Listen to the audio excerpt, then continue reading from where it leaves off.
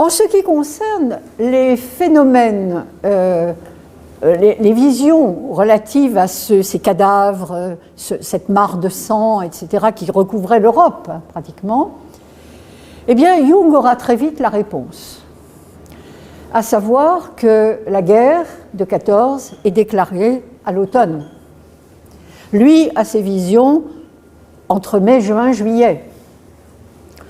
Donc, c'est avec, paradoxalement, un certain soulagement personnel qu'il dit « je ne suis pas fou. Je ne suis pas fou, je ne suis pas psychotique.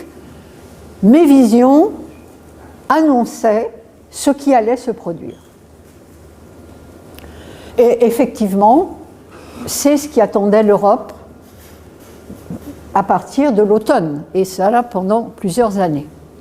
Donc, si vous voulez, la première partie de la vision qui a trait à cette horreur qui est la guerre, la dévastation, reçoit assez rapidement une explication relativement rationnelle, même si le mystère reste entier, à savoir comment a-t-il pu anticiper.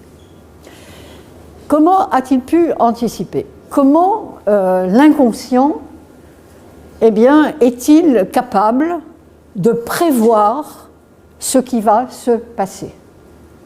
Donc, si vous voulez, l'explication qui commence, je dis bien qui commence à poindre à ce moment-là, c'est que justement, ces visions qui émanent de l'inconscient collectif plus que personnel, eh bien, touchent une nappe, moi j'appelle ça la nappe phréatique, c'est-à-dire touchent une zone des profondeurs inconscientes où le collectif et l'individuel sont reliés. Ça, c'est probablement une des hypothèses les plus audacieuses de Jung et les plus riches par rapport à l'interprétation des visions. J'anticipe sur le chapitre qui sera consacré à la psychologie analytique, mais je crois que c'est important de le mentionner tout de suite.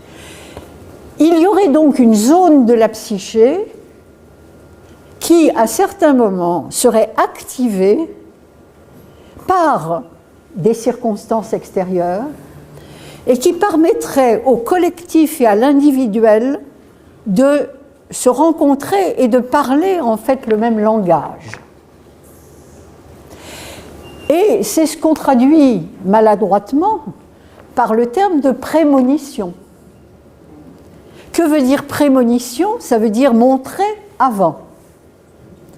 Je vous rappelle, c'est le geste, hein, on montre. Donc il y a quelque chose à voir.